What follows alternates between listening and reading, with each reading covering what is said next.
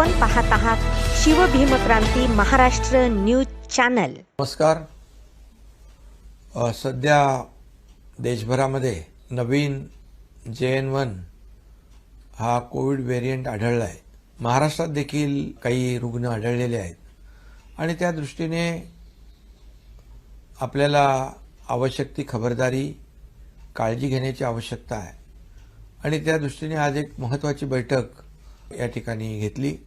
यामध्ये सार्वजनिक आरोग्य विभाग, वैद्यकीय शिक्षण विभाग, दोन्ही मंत्री, मुख्य सचिव, संबंधित सचिव, विभागीय आयुक्त आणि जिल्हाधिकारी असे सर्वच अधिकारी होते आणि यांना मी सूचना दिलेल्या आहेत, निर्देश दिलेले आहेत की जी आपली कोविडची पूर्वीची यंत्रणा जी आहे, मग आयसोलेशन बेड असतील, ऑक्सिजन बेड असतील, ICU बेड असतील, व्हेंटिलेटरचे बेड असतील, PSA प्लांट असेल, ऑक्सिजन प्लांट असेल, त्याचबरोबर RT-PCR लॅब असतील, या सर्व ज्या यंत्रणा आहेत त्या अलर्ट ठेवण्याच्या सूचना दिलेल्या आहेत।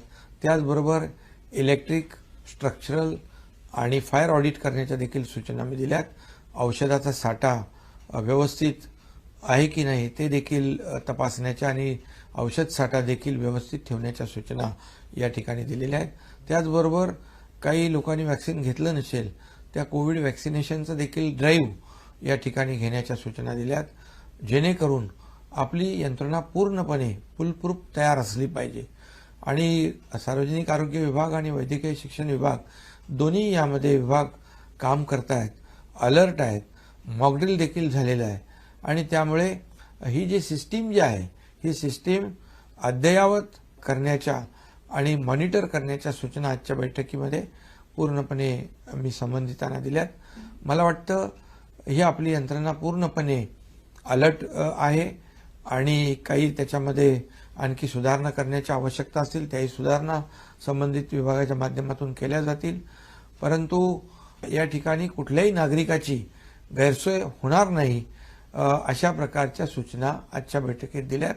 हा व्हेरिएंट माइल्ड असला तरी सुद्धा झपाट्याने पसरतोय, त्यामुळे ज्यांना अशा प्रकारचे सिम्पटम असतील म्हणजे सर्दी, खोकला, ताप, तर त्यांनी गर्दी टाळली पाहिजे, गर्दीपासून आयसोलेट झालं पाहिजे आणि गर्दीच्या ठिकाणी देखील लोकांनी काळजी घेण्याची आवश्यकता आहे।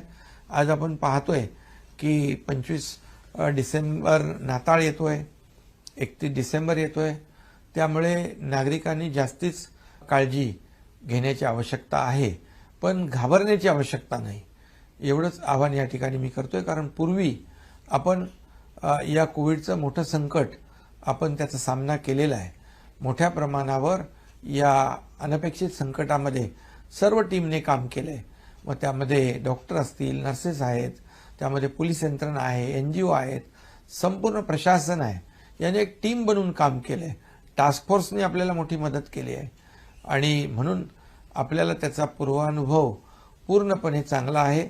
त्याचबरोबर आदरणीय प्रधानमंत्री नरेंद्र मोदी साहेबांच्या नेतृत्वाखाली आपल्या देशाने देखील धीरोदात्तपणे या कोविड संकटाचा सामना केलाय आणि त्याचाही अनुभव आपल्याला आहे। आपल्या राज्याला देखील केंद्र सरकारने मोदी साहेबांच्या नेतृत्वाखाली त्या काळात देखील भरीव कोविडसाठी मदत केली आणि म्हणून यावेळेस आपली यंत्रणा पूर्णपणे अलर्ट असली पाहिजे, यासाठी आजचा एक महत्त्वाची बैठक, आढावा बैठक घेतलेली आहे।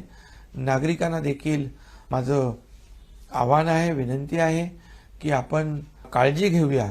गर्दीच्या ठिकाणी अधिक काळजी घेण्याची आवश्यकता आहे, पण पुन्हा एकदा मी सांगेन की काळजी घेण्याची आवश्यकता आहे, परंतु घाबरण्याची आवश्यकता नाही, कारण याचा सामना आपण व्यवस्थित करू।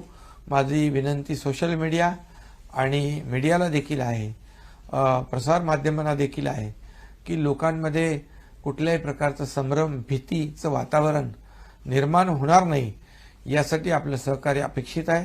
कारण आपण सगळ्यांनी मिळून एक टीम बनून हे नवीन आलेला जो काही JN1 व्हेरिएंट आहे त्याला परतवून लावू आणि कोविडपासून आपल्या राज्यातल्या नागरिकांचं रक्षण करू।